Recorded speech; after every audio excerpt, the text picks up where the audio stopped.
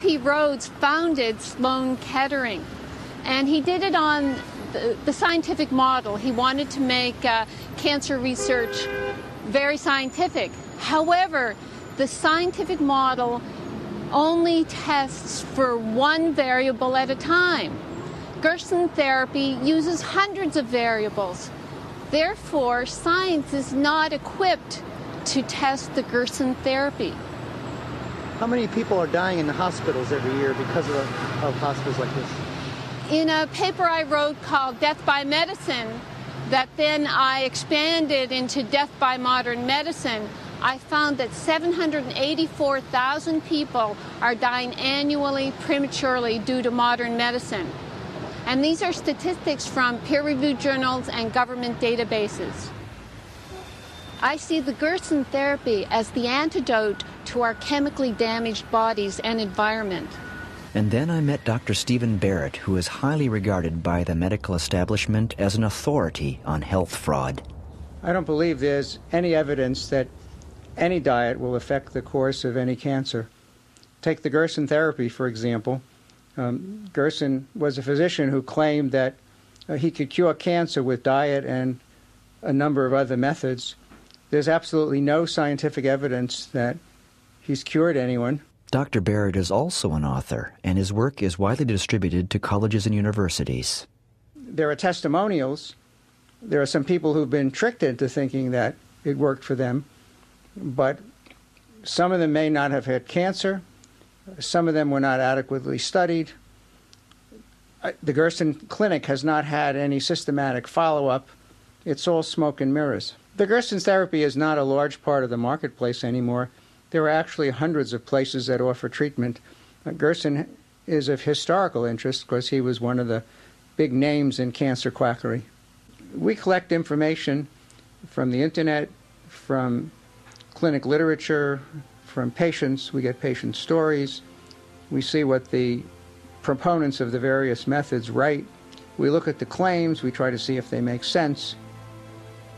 We get all sorts of information and try to put it together.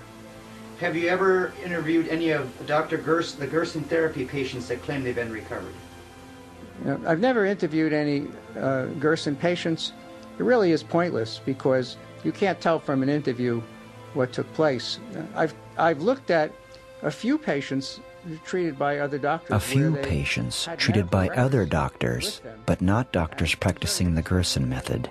Dr. Stephen Barrett had no substantive experience with Dr. Gerson at all. Yet his disparaging cartoons in his books lumped the Gerson therapy with the, quote, other quacks. I listened very carefully to Dr. Stephen Barrett's continued declarations. He kindly autographed one of his books for me as a gift. In the evening at Dutchess Community College in Poughkeepsie, New York, I had an opportunity to listen to a man who's considered, quote, the world's foremost authority on nutrition, unquote. Dr. T. Colin Campbell, Professor Emeritus of Nutritional Biochemistry at Cornell University and author. His lecture paralleled and confirmed the Gerson therapy to the letter. The audience was riveted to every word. I had a chance to speak with Dr. Campbell after the lecture. I know something about the Gerson Clinic, especially its effect on treatment of disease and more specifically on with respect to melanoma. They published a study on the effect of their treatment on the ability to keep melanoma in check. And I was very impressed with that because it showed a really substantial effect of the ability of a plant-based diet to keep melanoma from progressing forward. Dr. Gerson has, in fact, been considered a quack in the so-called professional research community, and I know something about that because I was a chair of a committee one time when we had to look at these kind of issues. But that was the opinion of the professional community, and unfortunately, in my view, they were wrong. I asked Dr. Campbell his thoughts about critics of Dr. Gerson who dismissed the therapy outright, and what is the motivation? I've known of Stephen Barrett's work for many years. He and some of his colleagues have been taking that approach and supposedly identifying, who are quacks and who are not. I really strongly disagree with his opinions. For one thing, it's very McCarthyist. in the sense that somehow he and others can decide, what's quack and what's not. In earlier days, for example, that group, including Stephen Barrett, took a strong stand against dietary recommendations to consume more vegetables and fruits and grains. They got involved with the American Council on Science and Health, to be specific. And the American Council on Science and Health is basically an organization that's supported largely by industry. They're looking after industrial interest, and so they don't like what I say, obviously. And they formed some other groups too of a similar ilk. If I or some member of my family were diagnosed with cancer, what I would do is not what is traditionally done. I would not go the route of using drugs. Instead, I would use a plant-based diet, maybe enrich it with some other materials that is particularly rich in some of the good qualities of plant-based foods, and make sure you get enough water, exercise, sunshine, and I would just let nature take its course. Probably not more than 60 or 70% of all physicians actually get trained in nutrition at all, and the amount of nutrition or training they get is one course at the most. I now began a journey west and crossed the rolling farmland of Pennsylvania. It is no secret that the land and soil is depleted of nutrients and laden with harsh chemicals to keep the crops even viable. Dr. Gerson called the soil our external metabolism, and without fertile organic soil, our food cannot sustain us. Now I remembered why I started this journey.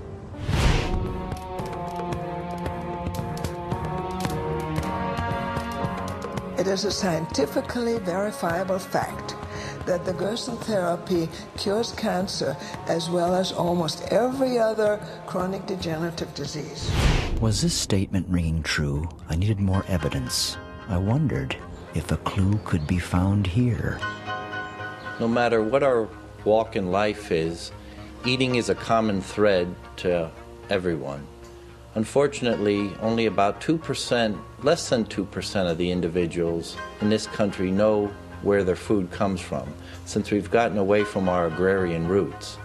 And they have little understanding in how the food is produced, what chemicals are put on the ground to produce the food, and what the environmental impacts are because of the practices used to produce that food. Dr. Paul R. Hepperly, research manager at the Rodale Institute, is continually doing scientific analysis, soil and crop testing, and relaying these findings to the government. He gave me a crash course of the basics of soil management and the comparisons between organic farming practices and conventional farming methods. The Rodale Institute's scientific landmark studies made my head spin, and the published findings are now gaining momentum in the agricultural community.